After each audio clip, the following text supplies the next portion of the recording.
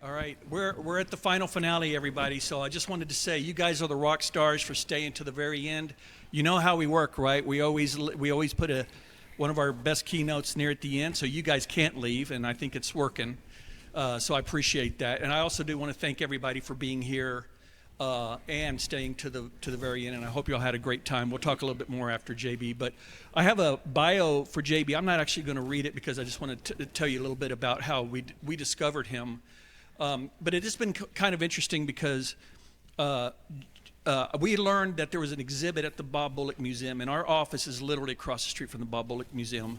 And we took the staff, my entire staff, over there to look at it. And what it was aerial photos of the entire outline of Texas with all these really neat descriptions, and they were just gorgeous. And we thought, we're going to go take a look at this. And we did. And as we looked at that, of course, the thing that comes to our mind is, maybe we ought to talk to this guy and see if he would be interested in coming to the forum and, talking a little bit about what he does and so forth. And, we mulled that around a little bit, and then, life went on, and we didn't think too much about it after that, but it was really, really amazing. It's always in the back of our mind. And then later, at the end, as we were going through, it turns out that the person who was doing these photos also just got assigned to the Texas Country Reporter. Now, who has seen that show? There you go. Okay. And so as we're doing this, we started kind of putting two to two together, and we thought, well, now this is amazing. And so I was already going back and starting to think about maybe going and seeing if we can get JB to come on. And as I had brought it up, it turns out our staff was already talking to him as a keynote before we even did. So we were on the same path, but we led to the same exact thing. It's a great staff. Yeah, I mean, it was amazing. Yeah, we got a great staff. We all think alike. But it was amazing. And now that he's on the show, it's been super impactful for us. We try not to miss it. And then there's a little kind of a funny bit too. My wife actually taught his kids. And so it's like, okay, this just has to be something we need to do. Yeah, where's Miss Victoria? Is she here still? Yeah, right there. Oh, there she is. There she is, right there in the back. Yeah. So it was quite amazing. So it just all worked out, and we couldn't be more thrilled to have him. I'm not going to go into his bio because you're going to talk a lot about that. So if you don't mind, let's just give a great welcome to JB Sauceda. Thank you all for having me. I was really excited and impressed to hear that they made a point to go on a field trip to see this exhibit, and then I found out that they officed at the GLO, and I was like, oh, it's just across the street. It was still really, I still appreciated it, but it was a low-cost, little field trip for them. When the organization reached out to me, GIS reached out about this conference and asked me to, come speak, I was not terribly familiar with what GIS did. Which is great because most of y'all probably don't know who I am, so we're even. But as somebody who spends a lot of time on the road, and I'll talk a little bit more about why this is all really relevant and important to me in a minute, I am actually excited to be here. And I was kind of sharing before I came in here that there are a few slides that I typically don't get to show off because most people don't geek out on it and in the way that I think y'all will. So this is just like a match made in heaven. I'm super thankful to be here. It's awesome. So we'll jump into this in a minute. What's so funny about this project, about this Flight Around Texas project that I'll dive into in a sec, is that I spent about 10 years of my career doing something completely different. And then I did this one thing, and then everybody's like, oh my God, you're the guy that did X. So I'm gonna kind of give you a little bit of a background on what that is. So I went to the University of Texas. I got here in 2003, and in 2005, I took a class. It was J316, which was photojournalism for non-journalism majors. And so I didn't have the grades to get into the comm school, but I was in liberal arts. I loved taking classes with all kinds of different, interesting topics. And I took this one J316 course with a gentleman named Dennis Darling. And he brought in all these incredible photographers, and one of my favorite was this gentleman right here named Harry Benson. Harry Benson is a Scot. He grew up in Scotland, eventually became a photojournalist, And he was kind of most famous for being the guy that photographed the Beatles. He was the 5th guy off the plane when they first came to the United States.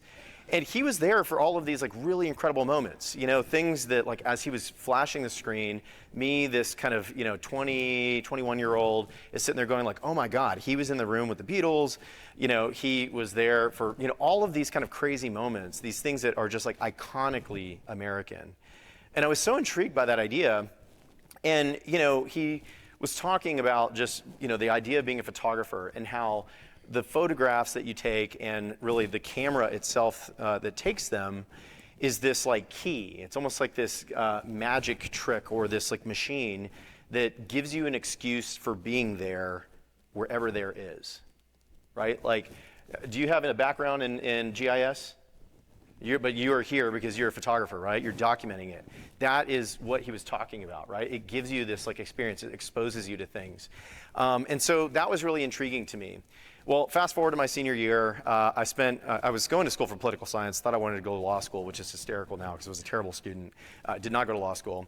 I ended up flunking out my senior year. I got really close and should have Q dropped something a little earlier than I did.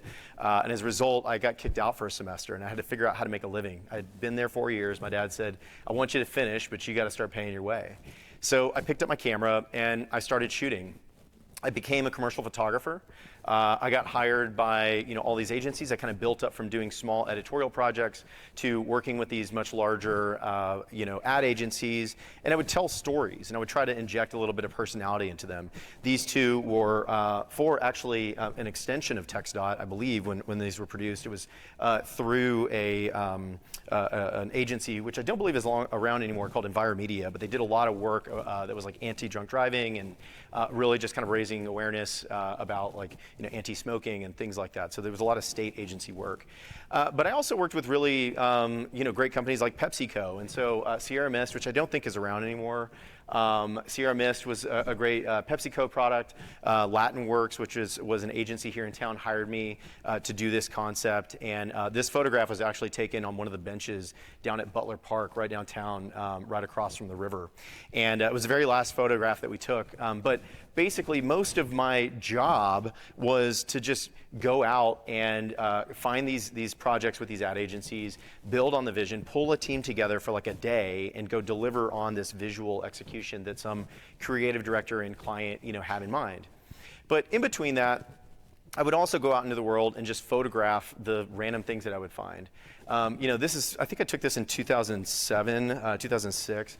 It was one of the first times I went out to West Texas. West Texas is a thing, Big Bend, people have known it exists. You guys are map people, y'all have known it exists for a long time. But, it wasn't what it is today, where a lot of people just go out to Marfa and go for the weekend in the way that it's become now. And so I spent a lot of time out there, and I was documenting Balmorhea State Park, which is one of my favorite places on the planet. And I also, on one of those trips, met a couple of cowboys and did some portrait work at the Alpine Cowboy Poetry Gathering at Sul Ross. And this, for a long time, was one of the most defining projects of my career. But around this time, this is probably 2010, 11, one of my buddies' dads, who had a really great sign-making shop, who did a lot of wayfinding, actually, for UT. All those blue signs outside that kind of have they look like shoulders with the orange top. His sign-making shop in East Austin used to produce those. It was Austin Architectural Graphics. And Tommy Dunn came into our office one day, and he was like, you and Casey, y'all are never going to get independently wealthy if you're only making money when you're working. If you really want your business to like help put some money away, other than just kind of when you're out shooting photographs, you got to find a way to license stuff or hire other people and kind of create some scale with your company. And that really stuck with me. And so I was trying to think of ways to kind of just scale up the photography business. Couldn't really think of any, but this is 2011, and I had some ideas for some things that I could do on the internet. And so I started tweeting from an account called Texas Humor. This is 2011. It blew up. I got this really big audience pretty rapidly.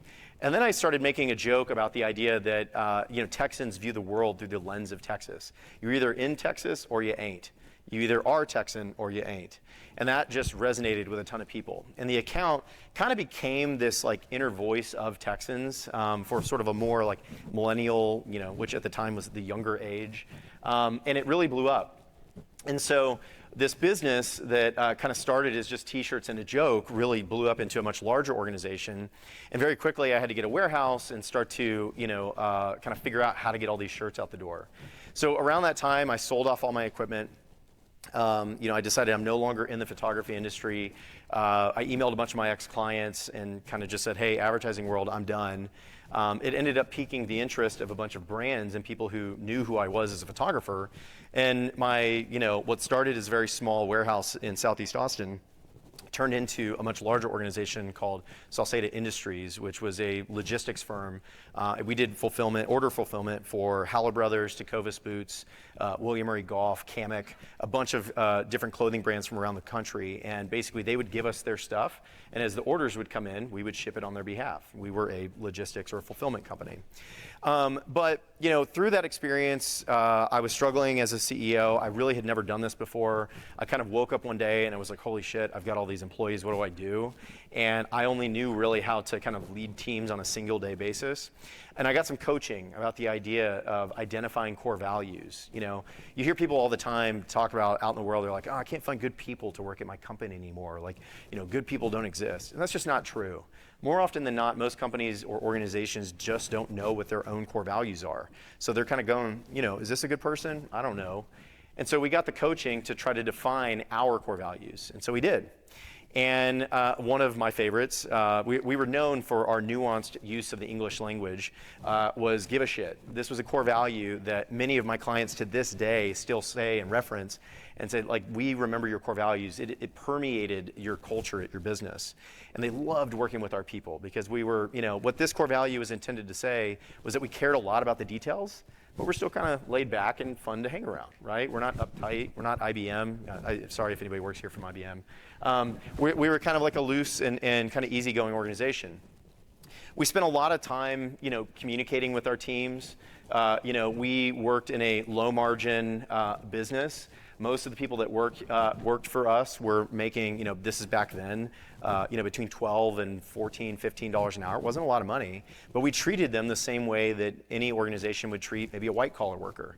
We explained to them the importance of the core values. We talked to them what it meant about what it meant to live up to those core values, and we really invested in them. A lot of them ended up growing in our organization from breaking down cardboard boxes on their first day to becoming managers of large teams.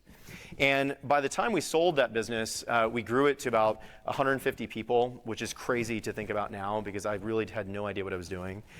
We sold it to a big venture-backed business based out of Houston, and over a really strong drink, I might tell you a little bit about what that experience was like. It wasn't great.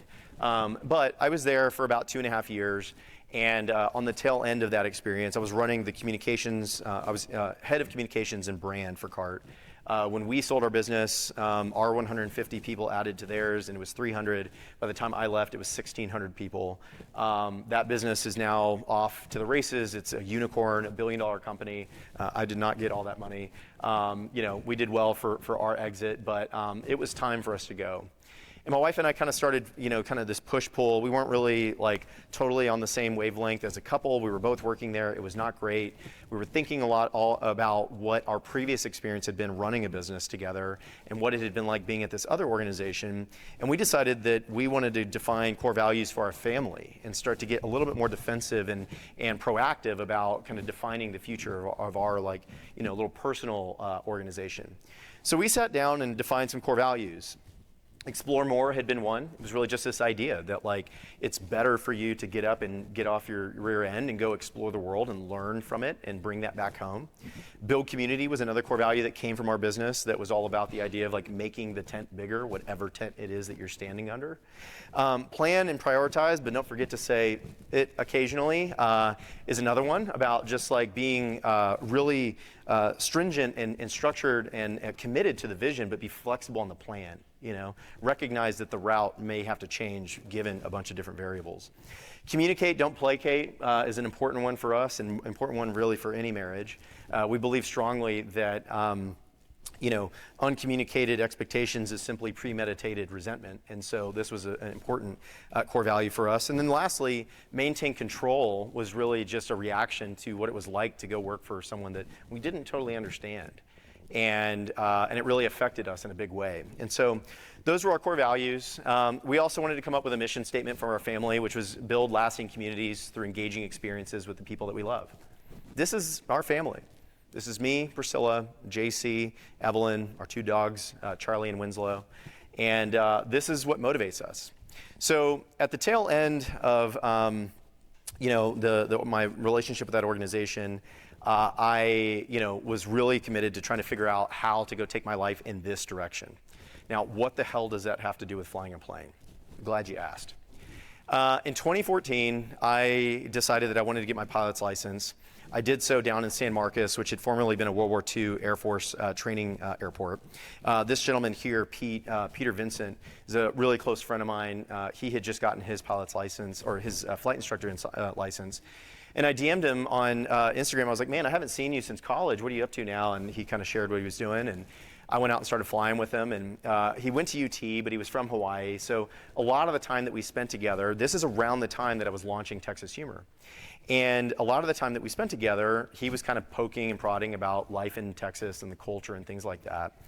And there came, at one day, this story came up about this young woman who was about my age, who was named after Amelia Earhart, who was going to go try to recreate her original flight. And I kind of hit Peter in the shoulder while we were flying and doing some training, and I was like, wouldn't it be funny if I flew the border of Texas and called that the flight around the world? And he just thought that was like the funniest thing ever. And so I kind of filed that in the back of my mind. And then a few months after that, I got a phone call from Texas Monthly, who said, hey, you used to shoot for us. We noticed that you are flying planes now. What's going on with that? Kind of explained it. And they mentioned that they had an issue coming out with like a story about adventure in West Texas, and a woman who had gone on an archaeological dig on a big ranch north of the Chinati Mountains, which is like south of Marfa. And she had flown onto the property. And so they said, we really want to visualize this with a photograph of a plane flying through Pinto Canyon, which is this kind of area right here in front of the photograph. And we need someone to go do it. So I borrowed my brother-in-law's plane. I stuck a camera to the tail end with a little GoPro, and I went out and I kind of just scud run through that canyon a few times, got this photo, came back, it was published. The editor of the magazine at the time held it up in a meeting and said, this is one of my favorite photographs we've ever taken. And I was floored. It was like such a meaningful moment. So I got a call from the photo editor shortly thereafter, and she said, do you have any more ideas for anything to do with the plane? I was like, boy, do I. So fast forward, I pitch her on this idea. They think it's hysterical. They're like, oh my God, yes, the flight around the world. We have to do it. So I end up planning the whole thing out. I tell them kind of how I want to do it. And now this is basically what we're gonna chat through. I ended up flying this. It was July. I think I started July 6th of 2015. It had been a really wet summer that year. And so we decided this is a really good time to do it. The state's going to look beautiful. So I flew from San Marcos down to Victoria Airport, and I stuck a bunch of GoPros to the plane. Let's see, we got a laser here that may or may not work. All right, all good. Oh, it's because user error. It's over on the other side. There we go. Right there, that's a GoPro. That's a GoPro. There's one on the other side too, and then I've got some other cameras and stuff that we'll look at in the side. But basically, I landed there. I affixed them to the wing. And then I took off. This is, I believe this is Matagorda Bay. I took off, flew towards the coast, decided that the rule of thumb that I had for myself was that I wanted to spend no more than about 3 hours in the air at any given time. Some like fuel limitations, you can fly for about 6 hours in the plane, but there's also bladder limitations and boredom limitations. So I said 3 hours is about how much I'd like to fly. I'm going to kind of do it 3 hours in the morning. It's the summer, it's bumpy as hell during the day, so I'm gonna land in the middle of the day, and then I'll go fly for 3 more hours in the evening. And flying along the coast, I just saw this incredible beauty. This fisherman driving or just flying through this bay and the beautiful ripples that it generated. Or the evening when the sun was setting and seeing the way that these streaks were generated from the way that the sun was kind of setting in the distance. I love this barge that's going through there. I mean, if you zoom far enough out, you'd think this was an amoeba, and like some kind of Petri dish.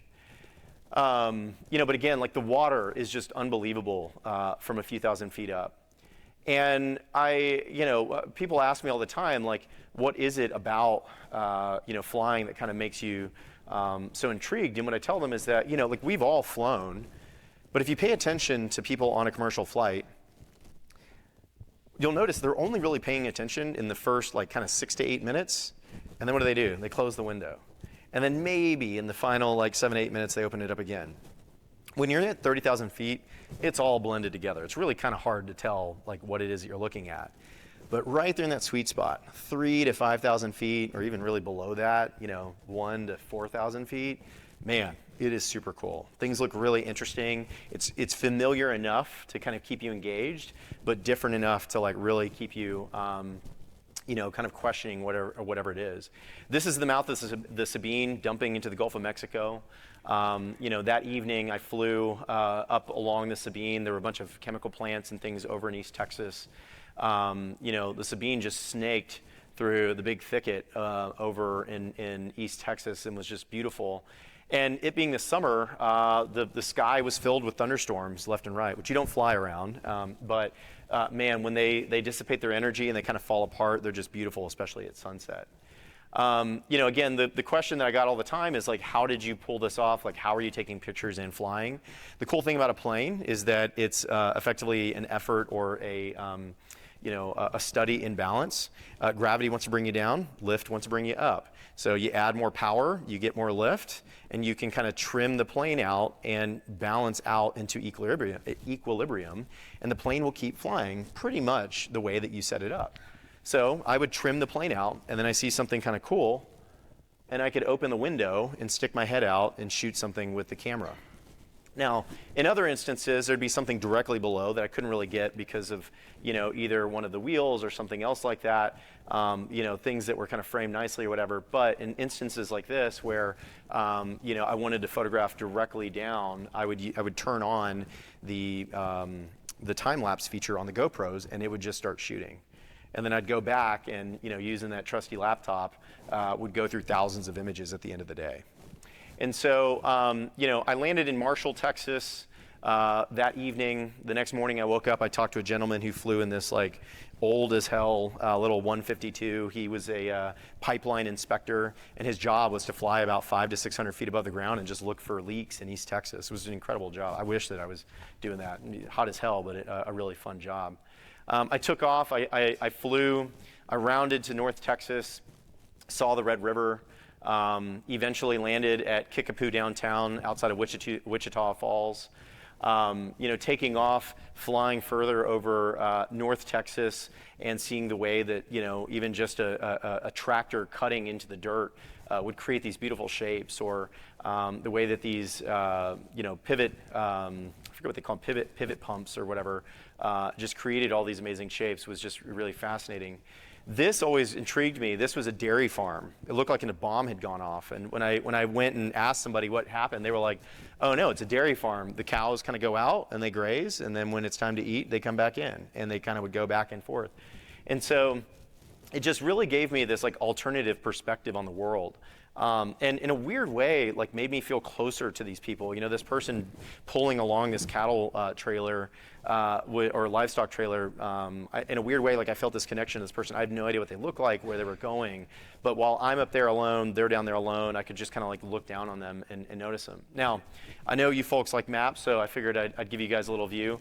The plane that I was flying in had a G1000, which is a Garmin piece of technology. We live and die on this thing. The way that we used to navigate was literal paper maps and using your watch. It's why when you look at aviation magazines, really expensive watches are advertised constantly. It's kind of a holdover to that concept that you're triangulating your location using different VORs that are located all over the country.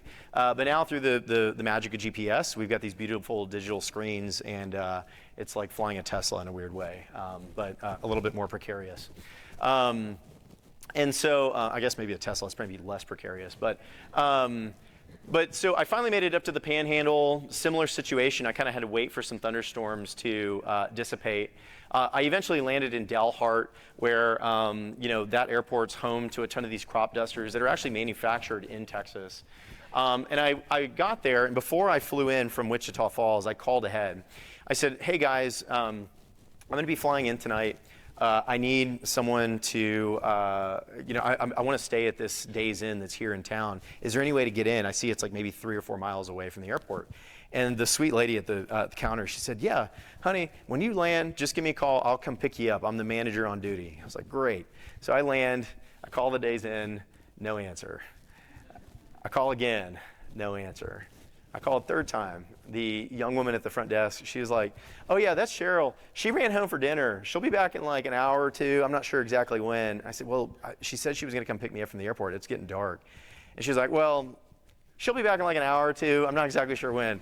So I'm sitting there, and meanwhile, this young man, super sweet young guy, he drives by me in that little Suburban or that little SUV, and he's like, hey, do you need any help? And I was like, no, the lady said she was going to come get me. And he drives by again maybe 30 minutes later.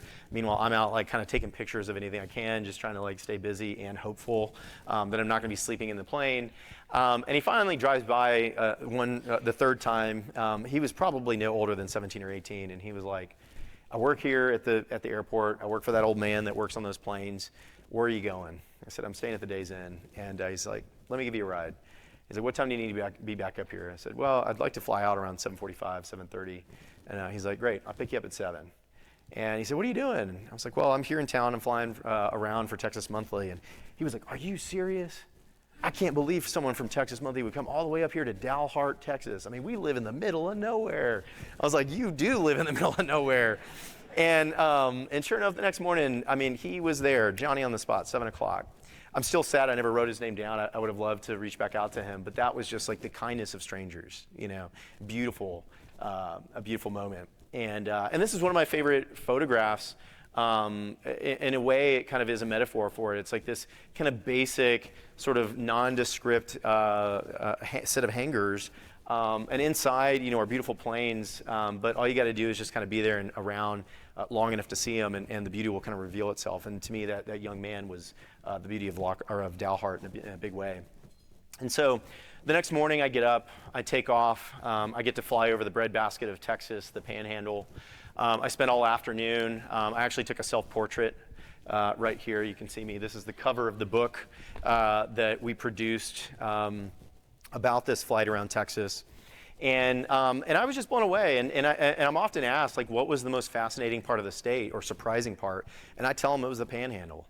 I mean, it was unbelievable how pretty it was and just how interesting and dynamic the landscape was. I got another self-portrait up there. And it was just so cool to see, you know, the colors that were generated, you know, as these crops were being, you know, cut, and just seeing this work and this sort of like desolate, hard work that sort of takes place up there. It's still one of my favorite legs of the trip. Now, eventually I land in Andrews, Texas. Actually almost hit a bird trying to land there, which is kind of a scary situation. But we landed. That piece of string that's sticking out is a tool that pilots use to basically gauge how far you can fly based off of how much fuel you have. So you kind of measure the time. Like I drink, you know, my plane drinks 13 gallons an hour. It holds 60 gallons. This is how far I can make it. So you can drag it in a circle and get a sense for like what airport you can get to. But these maps that are back here, these are the sectional maps that we fly with, or we flew with. They were paper versions. And every now and again, you'll get to one of these airports, and the old men who don't fly anymore, kind of to stay busy, they'll find versions of them, and they'll cut them up, and they'll put them up on the wall as this like huge thing. They're outdated, I think, every like 60 or 90 days, but we live and die by these things. There's a really great platform that's based here in Austin called ForeFlight. They were part of Boeing and the Jepson kind of family of Boeing up until recently. I think they're actually one of my best friends is their general counsel. They just spun out of Boeing. But that's a whole business that is entirely designed on electronic flight books and the maps and all of the tools that we use to navigate as pilots. Now, I eventually took off from Andrews. I was waiting out some storms that were developing out west. I ended up kind of over like Dodge City, up in the Permian Basin. There's the big sinkhole up in Wink. Eventually made my way out to the Guadalupe Mountains, where thankfully the thunderstorms had dissipated and I could make a few passes and check out Guadalupe Peak up close. And I did several passes. It was just incredible the way the light was changing, and it was a dynamic part of the day. This is El Paso. I ended up flying west to El Paso, landing there, staying the night. Beautiful town, especially at night, overlooking into Mexico, the way all the lights kind of reflect off the mountains. And then the next day I woke up and I kind of flew along the Rio Grande River. I love flying in the middle of the day, in part because although it's bumpy, I don't really mind it as a pilot, but the clouds and the contrast and everything is just incredible at noon. I eventually landed in Marfa. I stayed there overnight. And the next morning I woke up with a journalist who has written for Texas Monthly a bunch. His name's Rick Bass. He's an environmentalist, a really wonderful writer and poet. And he came along, he met me there, he flew into El Paso, came with me. And what I always tell everybody is the next morning, it was Sunday morning of this trip, we went to church. We took off from Marfa and we flew down to the Chizos Mountains, and we got to see them just up close and beautiful. And I get a little emotional every time I think about this. I just, feel so lucky to get to see, God's creation in this way. And that morning was just so special. It was just like endlessly blessed to get to experience it that way. And we circled for, probably 45 minutes to an hour before, I told him, hey, I want to go check out Santa Elena Canyon. So we eventually kind of flew a little closer. Got to be, can't get too close because literally right there on the other side is Mexico, and didn't want to trip off anybody. So I basically flew, about 700, 800 feet above the mesa, and then we got this shot looking back at the Chizos Mountains from up above. The only way to really hike here is a multi-day hike from out towards Big Bend Ranch. It's a pretty treacherous hike. So really the only way to see it is to fly over it. And so we made a few passes. And then eventually I dropped him back off in Marfa, and I decided to continue on my way. I was starting to get homesick, wanted to get back to see my wife, and who was pregnant with Evelyn at the time, and she was pretty due, and I was just really eager to get back to her. And so I continued up and around the bend. This is Amistad Reservoir or recreation area. This is Del Rio and Laughlin Air Force Base. Which is awesome. This is basically the birthplace of almost every pilot in the United States that flies for the Air Force. And then, started to see some of the work that was taking place down in the Eagleford shale play. And, just the amount of freight that goes in and out of Mexico down at one of these big terminal yards. And once I got to the valley, I saw the citrus basket of the state. And all of the amazing, crops and changeover and all that. My family's all from the valley, so it was really fun to kind of round things out there. Got another self-portrait landing in Brownsville. Stayed there for a little while until I eventually took off and flew over the mouth of the Rio Grande. And this is one of my favorite shots. People ask me all the time if there was something political to this story. And, I'm honest. I'm like, no, there was nothing political about it. I got someone else to pay for me to fly for 6 days. That was legitimately the main motivating factor. But the thing that I did get from this trip was this constant reminder that for as much as we believe that we have control over the land, at the end of the day, we are just participating in its constant change. It's this never-ending story of motion and water and wind and everything else affecting our shores or the land and everything in between. And when I would really zoom out, I always like this guy that was, who knows how many he had to drink when he was waving at me. When I would really zoom out, the funny thing to me was I would think about all the stories about the titans of industry and all these people that were making these big moves and things at the turn of the century, and they were conquering the world and conquering the earth. And what's so funny is that at 4,000 or 5,000 feet, you just see that our lives just follow the contours of the land. We adapt to the land, and every time we think that we can outsmart the land, it's comes along and reminds us that we struggle with that. And most importantly, it's just a reminder that like we're a pretty small piece of this like greater picture. A really beautiful picture when you zoom out.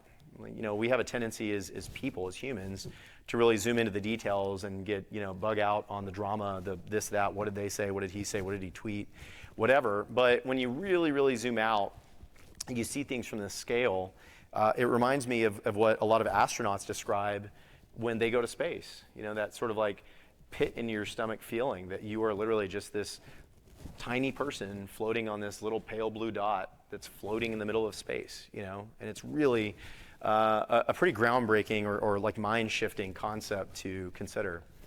So eventually I land at Mustang Beach, which is there in Port Aransas. Great beach to fly into. I love it. You can see how close the runway gets to the water.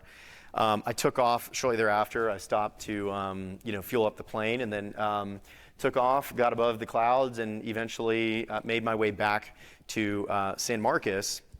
Along the way, kind of seeing a little bit more of the shoreline, and just constant reminders of just like how incredibly beautiful our state is, and the landscape, and just everything about it. And so, that all kind of fast forwards to today, like kind of why I'm here, why I'm talking with you guys. And, when I think about the core values and the things that my wife and I decided that we wanted to go spend the rest of our lives doing, I for a long time was thinking that like, I'm going to go start another business. I'm going to go show that old company that didn't like me and I didn't like them that I can do something better. And I was really hung up on that. And one of my mentors called me and he was like, "The hell's wrong with you, man? You've been talking about getting out of this business for a long time. You finally have your opportunity to go do something else. You have the clarity and all of the 20/20 hindsight of like what will make you happy. Why don't you go do that?" And so around this time, this is early 2023, I got a phone call from Texas Monthly.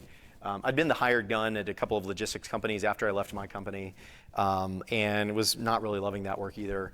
And Texas Monthly called and they were like, "We still don't totally understand what it is you do for a living. We remember and understood you when you're a photographer, but like, are you still doing logistics? Like, do you have Texas Monthly? Like, what the hell is going on?" And I was like, "I don't know. I'm trying to figure that out myself." And they mentioned that they had this TV show that they had acquired called Texas Country Reporter.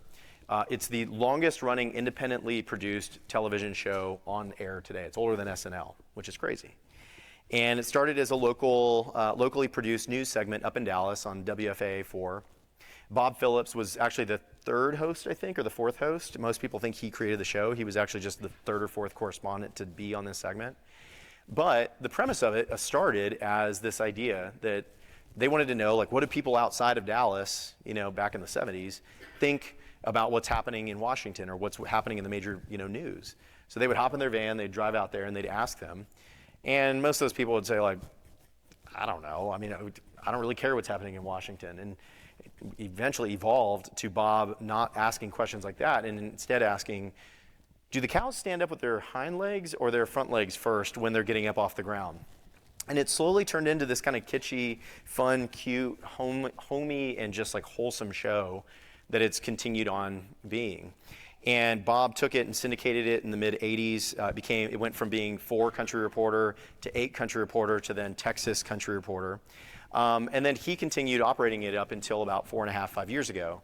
He decided that he was ready to move on. He was looking for a suitor to take it over.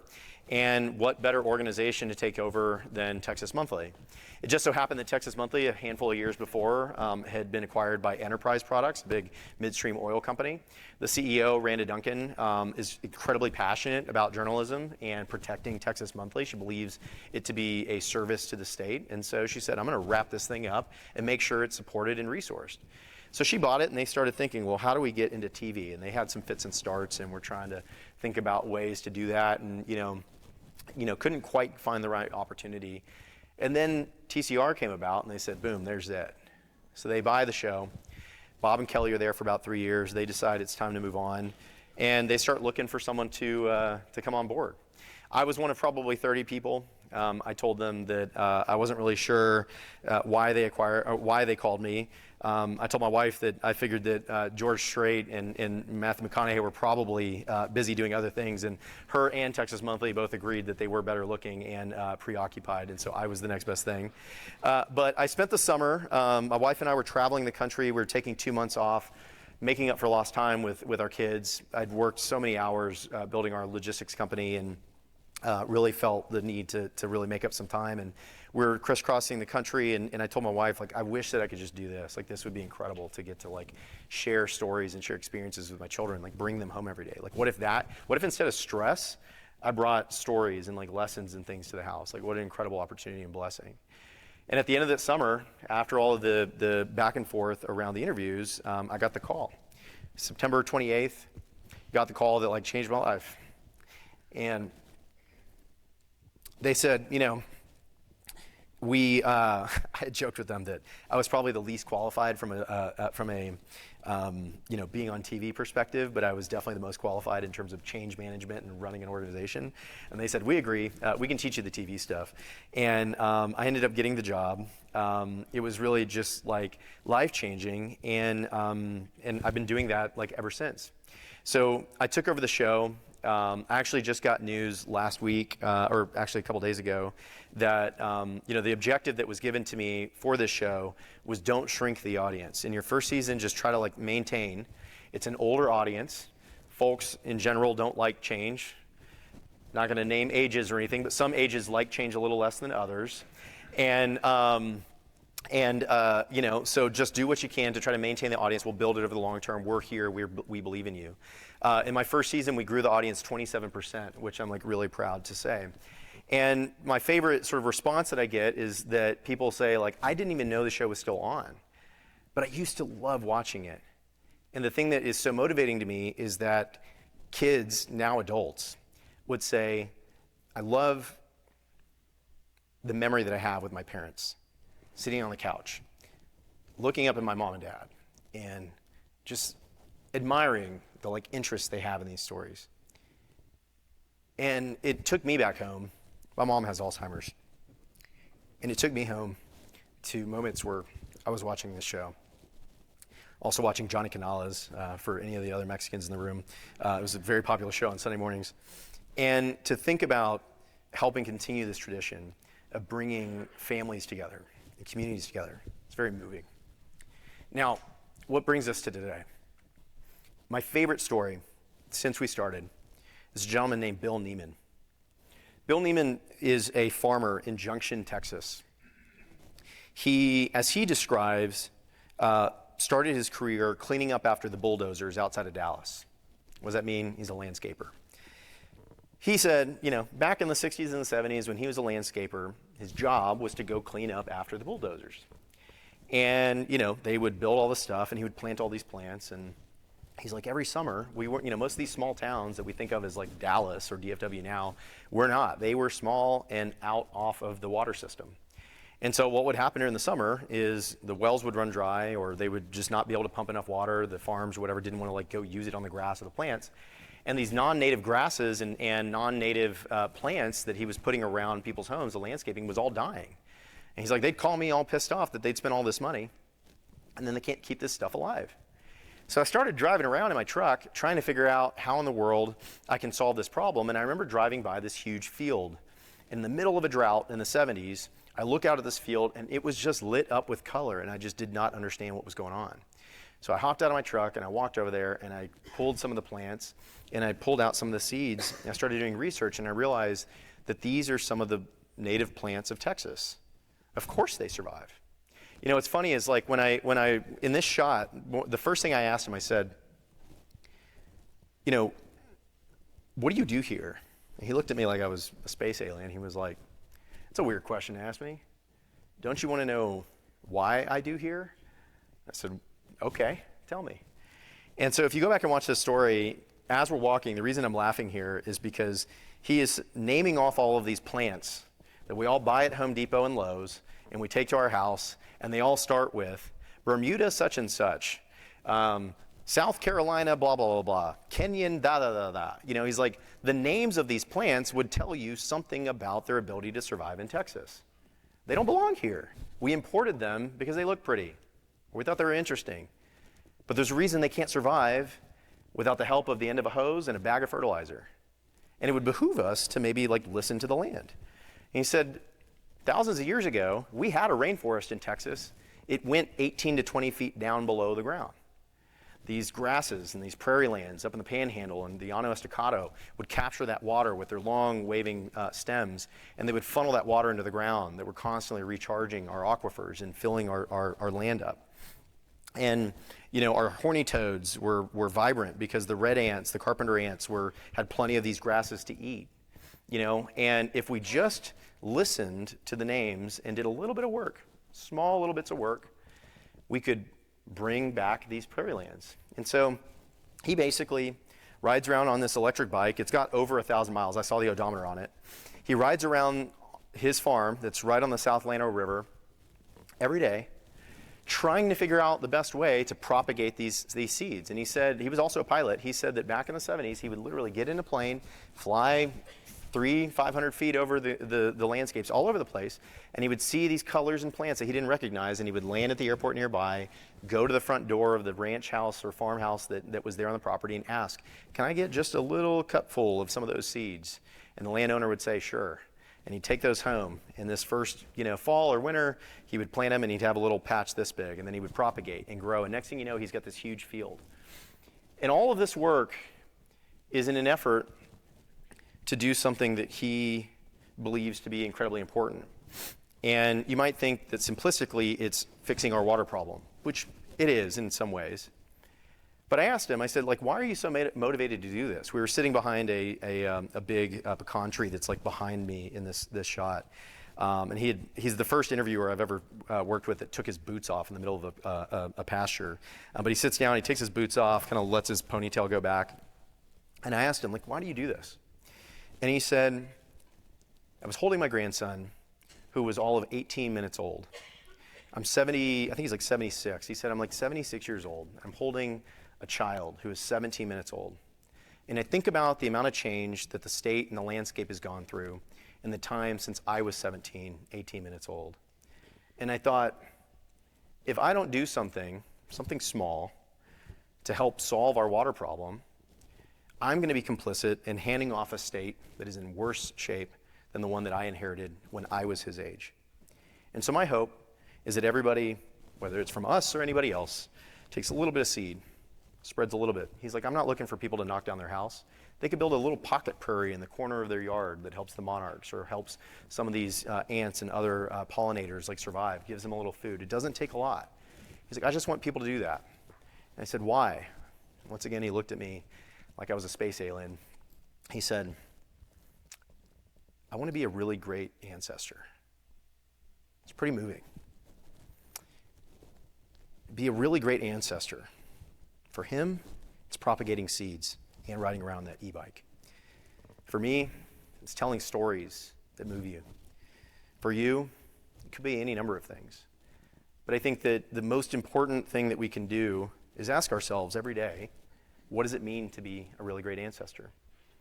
And for me, it's leaving y'all with that. So I really appreciate y'all's time today. If you want to reach out to me or follow me, that's my email, that's my website. You can find me on social media there and follow Texas Country Reporter there as well. Thank y'all so much for your time. Appreciate you guys. JB, thank you so much. If you're okay, you got plenty of time. Some questions here? Yeah. Let's see. Okay, let's get in our microphone. Who has a question? All right, Chris. Oh, and we are following the mic rule for this because this is being recorded, and we'd like to get everybody's questions. Yeah, I forgot it was being recorded. I cursed a little bit, but that's it's kind of par for the course. I'm PG-13, so. In your flight around Texas, Around the world. There you go.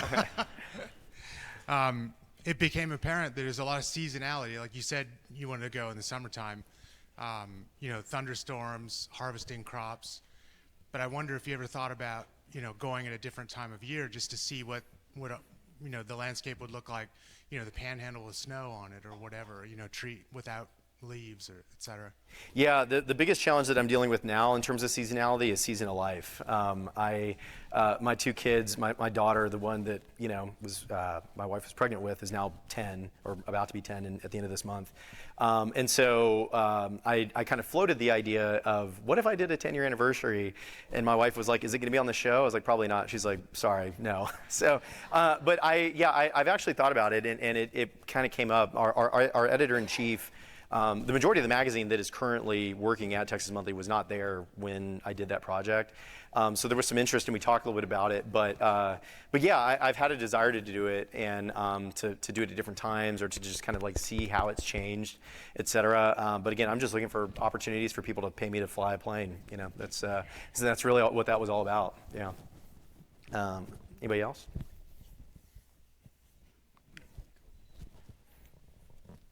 Great question.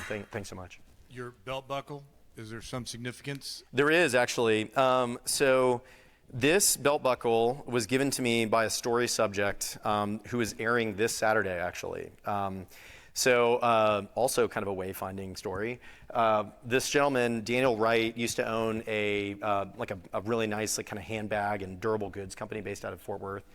And the story, he tells a story that they were trying to figure out where they could buy a nice place outside of, as he says it, FWD, Fort Worth, Dallas area, which tells you where he lives.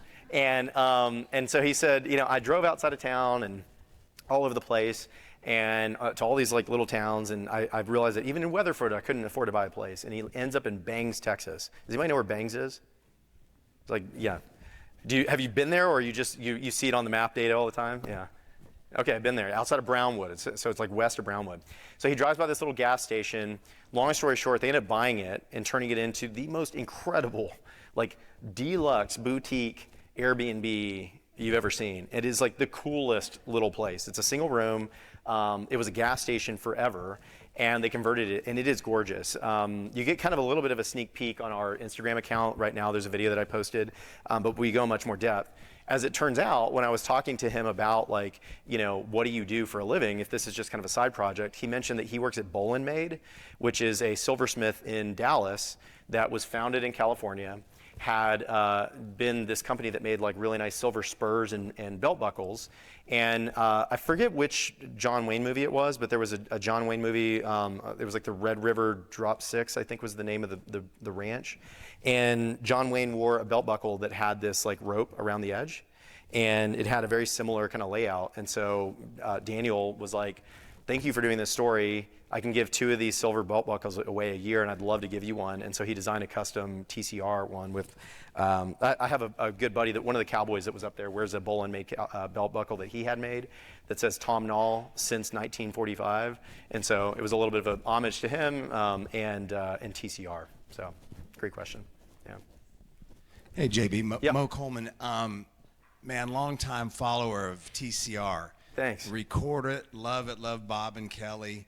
And I don't know if it was your inaugural show, but we recorded it and I popped it on. I just pop them on whenever with my wife and my kids. And so I'm not sure if it was the inaugural show, but I believe you went back to your high school. Yes. And to your theater arts and paid homage to your theater arts teacher. And I got to tell you, man, that was so fitting. And for those of you guys that haven't watched him, was that your inaugural show? That was the first episode, and it was really the first story.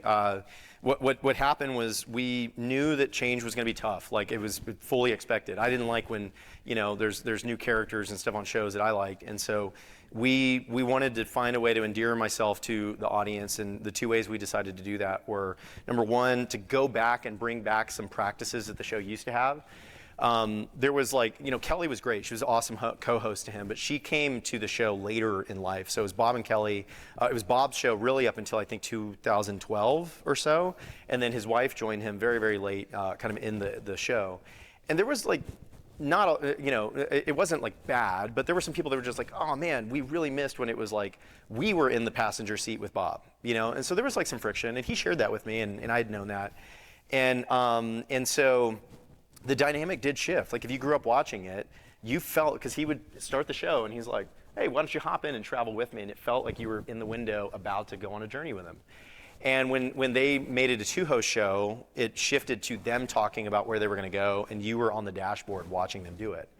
And so we said, like, you know, we're not anti bringing folks into the show or bringing like my wife on at some point, but we want to bring back that like one-to-one relationship between the host and the audience. And so we brought that back as kind of an exercise. That's one thing that we reinstituted. And then the second was that we wanted to find stories of people who had a huge influence on me. And the story that he's referencing was the woman that started the theater program in my high school.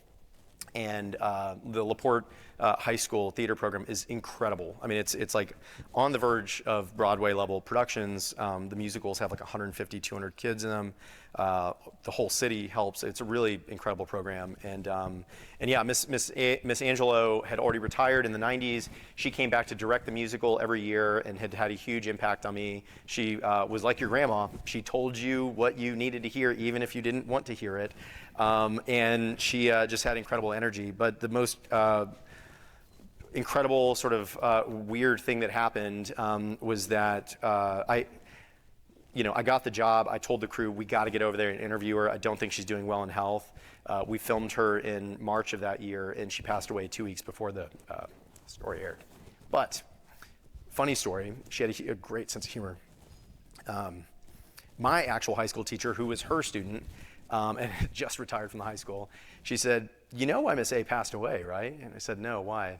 She said, "She hated the spotlight. This is her way of getting out of having to watch the episode." Miss A was like in her 90s. She was ready to go. She was very content with it. I happened to actually be in LaPorte the night that it happened, so it was kind of a kismet thing to be able to be there with people that I cared about. But yeah, really impactful story. Thank you. So, yeah. So originally I was going to ask if you went to LaPorte High School. Uh-huh. But you obviously just said it. But I was curious if you went to LaPorte High School between 2001 and 2005. I was there. I graduated in 2003. Were you Okay. there? I was. You were what? 2002? 2003? Oh, Del Rio. Okay, gotcha. Yeah, my wife grew up there, but she moved when she was younger. But you were there what years? I graduated in 2005. In 2005, I didn't okay. graduate from LaPorte. I just went to LaPorte in my earlier years and graduated in Bachelor. You might have met my brother, Chris Sauceda, so he was around. They called him Saucy, so. And boy, is he saucy. He's funny. So, yeah, awesome. Anything else? Yeah, right there in the pink. Yeah. You went. Oh, thank you. I know that you went down after the floods this summer and took a lot of pictures. Can you just kind of, what was that like? Yeah, that was one of the worst experiences I've ever gone through, to be honest with you. No. I don't mean that in a. I don't want to talk about it. So I actually that weekend we were supposed to be camping down there at the Jellystone that's right there on the river, and my wife and I were debating where to go, and just for a bunch of logistical reasons, we decided to pick the Camp Fimfo that's just south of the dam on the Guadalupe, but in New Braunfels. And so it was a very melancholy morning, July 4th, because July 3rd, we were telling our children, like helping them feel better about the fact that July 4th was kind of going to be canceled because it was going to be raining outside. And so I went to sleep trying to be the eternal optimist that like the weather will be better and it will be a great July 4th and all of that. And then I woke up to the horrible news. And so what ended up playing out was, we mostly stayed in the house that morning. I emailed one of our editors, Sandy Villarreal, and I said, hey, I just feel really compelled to write something. I was unaware of the 1987 floods, so I heard the county judge mention that his wife's ranch had the water come up to like the highest level ever since then. So I went and kind of Googled it, found out that back then about 30 children had passed away in the flood there. So I basically just wrote kind of a stream of consciousness of what it felt like to be a parent, and also just acknowledging and saying I'm literally camping on the river right now, and just through kind of sheer laziness didn't end up in Kerrville, but we would have been right there on that river in an RV, and we always camped in one of the spots that backed up. So I published that probably around 4 o'clock that morning, and then the following morning we woke up and we had an emergency editorial meeting with our editor-in-chief, Ross, and a bunch of the other team members, and that was around the time that we found out about my colleague, Aaron Parsley. If you've not read the story, it's one of the most gut-wrenching but harrowing stories that our magazine has ever published. Aaron and his family, his husband, and his sister and brother, and their 2 kids and his parents were in the family home there in, I think it was in Hunt, and they were on stilts up off the river, and one thing they're hanging out in the living room, and the next thing the entire house and family were being washed down the river. Everyone survived except for his young nephew. It's one of the hardest things I've ever read, but he somehow had the incredible ability to commit it to paper, to really like convey and share what the experience was like, and wrote this beautiful letter to his niece who survived, so she could kind of understand it in the future. And it's one of the most impactful things I've ever read. So we just kind of jumped into action, and a handful of us decided to go down there. I grabbed my camera, and my wife and I and one of my producers drove down, and we all went Sunday and tried to just kind of see what was going on. That Sunday afternoon, there was sort of concern about it flooding again, so they kicked everybody out of the like Hunt area, and so we were never able to make it in there. So we basically stayed down in the Kerrville area. I eventually brought my wife and our producer back, but I spent the rest of the week there. I'd drive there every night. I didn't want to take up hotels, but I spent one day with a team of Mexican cadaver dogs that happened to be here just randomly, training their dogs with the U.S. government for doing cadaver search in Mexico. And the gentleman in Texas, I think he's from Centerpoint, saw what was happening and immediately called the U.S. Embassy, who called the Mexican Embassy. Everybody got the thumbs up, and this team of Mexican dogs and their trainers were down there. And so I spent a full day with them, searching up and down between Kerrville and kind of downstream from there. So that was one day, and then I spent another day photographing objects that were left and washed away from Mystic. And that was the hardest day. But it was important to me that people feel what was happening, and but to do it in a tasteful way.